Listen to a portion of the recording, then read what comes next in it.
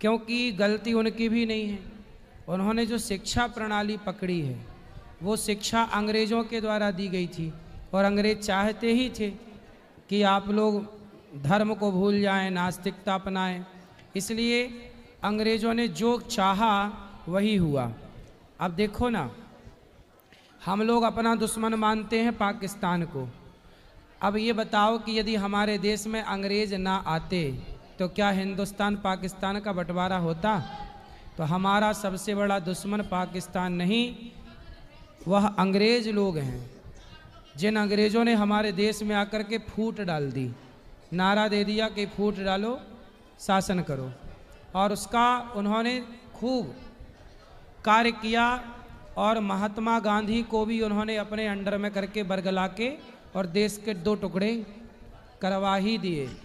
वो भाग गए, फिर भी देश के 2 टुकड़े हो गए। तो ये कुल मिला करके ये उन्हीं का साजिश थी, और गांधी जी इस बात को समझ नहीं पाए।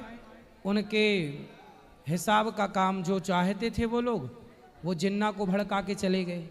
जी जी बिल्कुल। वो गांधी को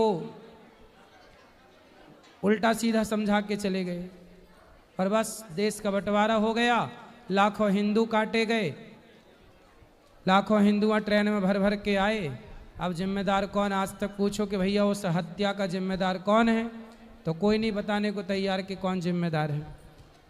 जी महाराज जी, वहाँ के तो जो हिंदू हैं, जैसे गाय दूध दे रही है तब तक तो ठीक है, उसके बाद वो खुद कसाई को बेच देते हैं, साथ में खड़े रह के कटवा देते हैं। तो ये सब हमारी आंखों के सामने होता है, हम बेबस होते हैं, कुछ नहीं कर वहाँ पाते। पे हिंदू कितने हैं और मुसलमान कितने हैं? लगभग महाराज जी वैसे तो बराबर ही हैं, क्रिश्चियन मुस्लिम और हिंदू लगभग बराबर हैं, लेकिन जो हिंदू हैं वो बड़े दोगले हैं महाराज जी। ये तो मैं बिल्कुल खुल के कहूँगा, क्योंकि पढ़े लिखे हैं। अगर वो मंदिर भी आते हैं तो वहाँ के पूरे मंदिर एक तरफ से पूरा बिजनेस बन चुका है।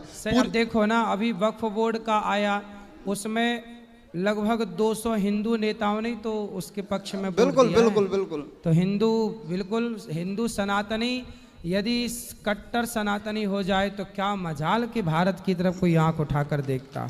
ये जयचंद ना होता, यदि जयचंद ना होता तो पृथ्वीराज चौहान की आंखें ना फूटती।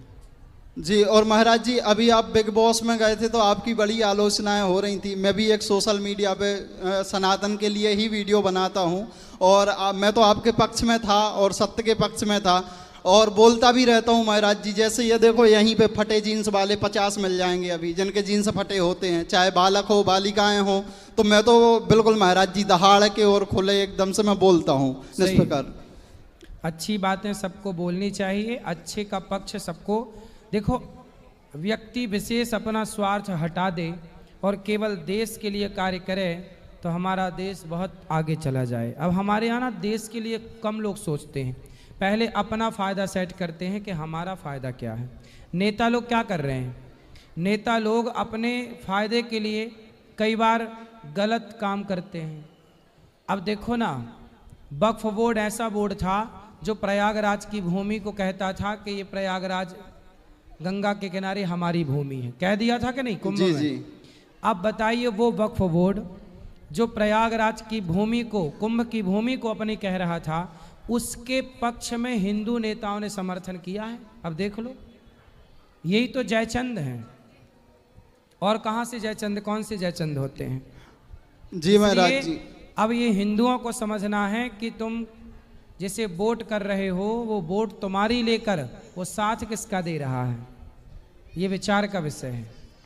वोट हिंदुओं की लेता है और साथ, अब देखो बंगाल में हिंसा हो रही है, हिंदू खदेड़े जा रहे हैं।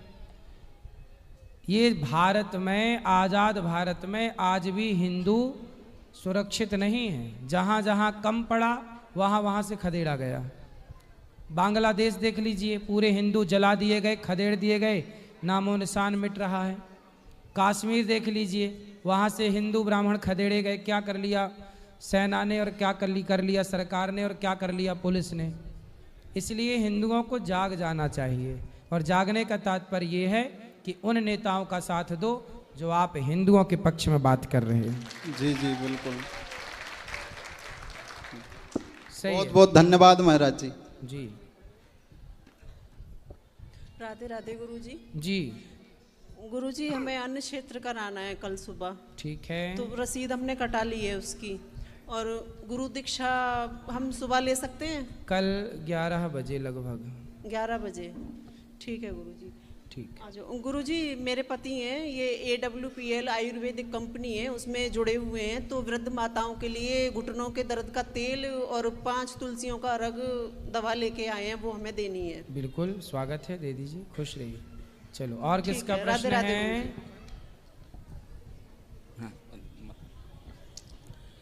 गुरुजी राधे राधे। जी गुरुजी मेरे मन में एक जिज्ञासा आई है जिसका समाधान आपसे पूछ रहा हूँ मैं। अपन हिंदू धर्म में किसी भी धार्मिक जगहों पे जाते हैं, वहाँ चप्पल जूता उतार लेते हैं, लेकिन मेरे को ये लगा कि अपन किसी भी मंदिर में जाते हैं, अपन अपने हाथ से चप्पल जूते उतार के बैग में डालते हैं जहाँ सुविधा होती है। जहाँ सुविधा नहीं हो पाती है तो ऐसे ही खोल देते हैं। आज मैंने बांके बिहारी मंदिर में जाके देखा, जाने में पूरे रास्ते भर नाली का पानी या गंदगी बह रही थी। उसको क्रॉस करके पैर डूब के वहाँ पे हमने गया मंदिर में दर्शन करने। जब अपन मंदिर में नाली के पानी या गंदगी के डूब के जा रहे हैं तो फिर जूता चप्पल उतारने का औचित्य क्या रह जाता है? देखो, वो तो एक अव्यवस्था है कि नाली ओवरफ्लो होकर के सड़क में बह रही है। हाँ। वह एक अव्यवस्था है, उसको ठीक करना चाहिए, नगर पालिका का ये कार्य है। हाँ। अब रही बात कि चप्पल पहन कर देखिए, चप्पल पहनने और ना पहनने का साइंटिफिक कारण समझिए, वैज्ञानिक कारण। आप चप्पल पहन करके बिजली वालों को देखे होंगे, बिजली वाले चप्पल पहन करके फेस का तार पकड़ लेते हैं, उन्हें करंट नहीं लगता, क्योंकि चप्पल पहनने से ज़मीन का जो अर्थ है वो कट जाता है। यदि आप चप्पल उतार के नंगे पांव पकड़ेंगे तो मर जाएंगे, करंट लग जाएगा। बात सही है कि गलत है? नहीं, सही बोल रहे हैं। उसी तरह जब आप भगवान के सामने खड़े होते हैं तो भगवान के मंदिर की पॉजिटिविटी भी आए और पृथ्वी माँ, उस धरती का वाइब्रेशन भी आपको पॉजिटिविटी के रूप में प्राप्त हो, इसलिए नंगे पांव दर्शन करना है। यदि आप वहाँ भी चप्पल पहने रहेंगे दर्शन में तो सामने की पॉजिटिविटी तो आएगी, पर जो नीचे से धरती से पृथ्वी से मिलने वाली है वो आपको नहीं मिल पाएगी। तो मंदिर जाने का लाभ क्या है? मंदिर जाने का लाभ है कि हम पॉजिटिविटी से भर जाएं, क्योंकि मंदिर में सकारात्मकता अन्य स्थानों की अपेक्षा अधिक होती है। मंदिर को डिजाइन करने वाले हमारे